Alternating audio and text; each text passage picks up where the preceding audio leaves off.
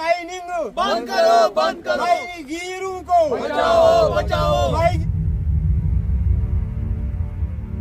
हमारा जो आज यहाँ पे पीसफुल प्रोटेस्ट था विशो बेल्ट पे, उसका मुद्दा और मकसद यही है कि हम विशो नाले को कैसे सेव करें।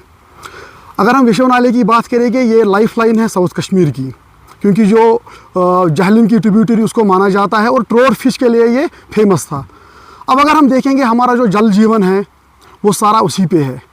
अकॉर्डिंग टू जो जल शक्ति डिपार्टमेंट, उनके पास जो रिपोर्ट्स आई थे, 6 million gallons of water per day near about 100 villages को जो सोर्स है हमारे पोर्टेबल वाटर का, वो इसी विशो नाले से है। और उसके मज़ीद में आपको जो हमारा ये साउथ कश्मीर है, ये एग्रीकल्चर हॉर्टिकल्चर का हब माना जाता है, और उसमें जो हमें पानी ज़रूरत पड़ती है वो पानी मैसर करता है हमारा विशो नाला। और इसके मज़ीद अब जो मेरे सामने ये सारे, उसमें हमारे लोकल्स भी है, उसमें हमारे फिशरमैन्स भी है, उसमें हमारे जो जी इज़्ज़त शहरी है, उन्होंने भी इस प्रोटेस्ट में आज हमारा साथ दिया। जो अब ये फिशरमैन हमारे साथ है, क्योंकि ये जो विशो नाला है ये बहुत सारों को रोज़गार भी प्रोवाइड करता है, और उनमें से एक कम्युनिटी हमारी ये फिशरमैन आती है, जिनको हम उर्दू में माहीगीर कहते हैं। उनका जो रोज़गार है, जो उनके परिवार है, जो उनके घर में चूल्हा जलता था, वो इसी विशो नाले से जो अपना रोज़गार कमाते थे। अब अफसोस से हमें ये कहना पड़ रहा है कि इन बेचारों के परिवार, उन बेचारों के घर उजड़ गए। रीज़न यही है, उनके पास और सोर्स ऑफ लैंड नहीं है, ना उनके पास बागात है, ना उनके पास कोई एग्रीकल्चर लैंड है, खाली ये डिपेंडेंट है इसी विशो नाले पे। मैंने उनसे बात की, उनके घर में मैंने जाके देखा कि इन बेचारों के पास कोई और सोर्स है ही नहीं है, जिसकी वजह से आज ये फाका कशी का शिकार हो रही है। अब मैं और एक बात यहाँ पे ऐड करना चाहता हूँ कि लोग भी जब ये जो उनके घर में गार्बेज कूड़ा करकट निकलता है, अब उन्होंने भी उसको डंपिंग यार्ड बनाया है, कि लोग भी क्या कर रहे हैं कि जितना भी उनका कूड़ा है वो वहाँ से आके है, चाहे आउटसाइडर्स होते हैं, लोकल्स होते हैं, वो इन्वॉल्व होते हैं, जो ये गार्बेज डंप होता है उससे भी क्या असर पड़ रहा है, जो इसकी एक्वेटिक लाइफ है, वाटर बॉर्न डिजीज़ है, वो पैदा हुई है। तो आपने देखे कुलगाम में भी बहुत सारे मेजर केसेस आए हैं रिगार्डिंग वाटर बॉर्न डिजीज़। अब एडमिनिस्ट्रेशन से भी हमने बार बार मुताला किया है, RDD डिपार्टमेंट को हमने बोला है कि एक डंपिंग यार्ड बना दीजिए सेपरेट, जिसमें सेग्रीगेशन हो जाए। अब मैं यहाँ पे आपकी वजाहत से, एक तो माइनिंग होती है, मैं कुछ चीज़ें यहाँ पे ऐड करना चाहता हूँ। एक लीगल माइनिंग होती है, दूसरी जो होती है इलीगल माइनिंग। मैं कहना चाहता हूँ इन एडमिनिस्ट्रेशन से, अगर ये लीगल होते तो ये नाइट आवर्स में क्यों काम करते हैं, क्योंकि जो लीगल होते हैं वो दिन में भी काम कर सकते थे। तो अक्सर बेशतर हमने देखा है कि ये रात के अंधेरों में ये काम करते हैं, कि जब लोग सोए होते हैं, एडमिनिस्ट्रेशन अपने घरों में होती है। और एक बात जो हमारी NGT के रूल्स है, NGT के रूल्स और JNK के मिनरल माइनिंग रूल्स जो है वो उनकी खिलाफ वर्जी कर रहे हैं। मैंने जो उनके जो NGT के रूल्स गाइडलाइंस देखी है, जब अगर यहाँ पे देखा जाए कि मुझे लग रहा है कि ये जो विशो नाला है आज खस्ताहाली का शिकार हुआ है, क्योंकि एक जो हम मैनुअली माइनिंग करते हैं उससे उतना असर नहीं पड़ रहा है। बट अब जब ये माइनिंग, उसमें हैवी मशीनरी यूज़ होती है, जिसमें मैं एग्जांपल आपको दूंगा, JCBs होते हैं, LNTs होते हैं, वो क्रेन्स का यूज़ करते हैं। उससे क्या होता है, जो डेप्थ होती है वो बहुत नीचे चले जाते हैं, और वाटर लेवल जो है, जो ग्राउंड लेवल वाटर है, उसकी डेप्थ आप खुद देखिए, वो गड्ढों में जमा हुआ वो बहुत नीचे चला गया है।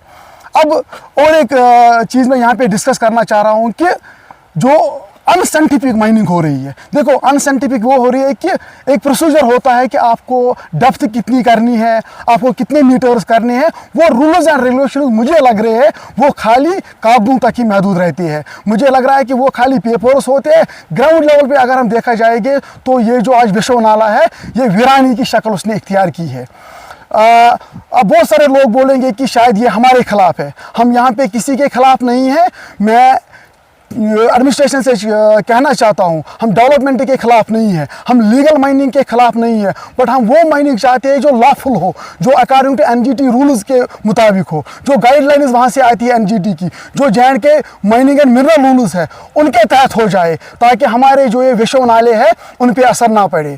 और लास्ट में मेरी मैसेज यही रहेगी, चाहे वो एडमिनिस्ट्रेशन हो, चाहे ये हमारे लोग हैं, जो भी है, उनसे एक ही जिम्मेदारी होगी कि ये विशो नाला है, it is not a choice. ये हम सब की रिस्पॉन्सिबिलिटी है, हम सब की जिम्मेदारी है। जैसे हम अपने परिवार को सेफ रखते हैं, इसी तरह हमें इन वाटर बॉडीज़ को, जो विशव नाला है, जहलम है, उनको साफ रखें, क्योंकि यही हमारे रिसोर्स है। अगर आज हम उनकी ये कदर ना करेंगे, आज हम उनकी कदर रिसोर्स की जो अल्लाह ताला की तरफ से हमें गॉड गिवन गिफ्ट थी, आज कदर नहीं करेंगे, तो मुझे लग रहा है कि आने वाले वक्त में हमारे पास पानी की शदीद किल्लत होगी और इन बेचारों का रोज़गार बिल्कुल ख़त्म होगा। यहाँ इसलिए आए हैं जो नाला यशव की ये माइनिंग चल रही है, इनका एक मखसूस पीरियड होता है निकालने के लिए, लेकिन बदकिस्मती से ये रात दिन लगे हुए हैं ये इस बाजरी रेत निकालने के लिए। लेकिन यहाँ पोल्यूशन इसका इतना हो गया है कि ये इनकी ये मछलियों के लिए रहने का जगह नहीं है। इन फिशरमैनों को सदियों से लासन इजरा की गई है। इनका रोज़ी रोटी इसी नाला यशव पर था, लेकिन बदकिस्मती से मछलियों को रहने के लिए जगह ही नहीं रहा है। मैं गवर्नमेंट से पुरजोर इल्तिमास करता हूँ कि इनकी रोज़ी रोटी का इंतज़ाम किया जाए, या नाला यशव को इतना ही, क्योंकि नीचे इसमें ये मिट्टी है, अगर ये सारे पत्थर यहाँ उठाए जाएंगे, जो पानी ऊपर से आएगा, बाद में ये पानी इस मिट्टी से आलूदा हो जाएगा। इसमें एक मखसूस एक तह है बाजरी रेत का।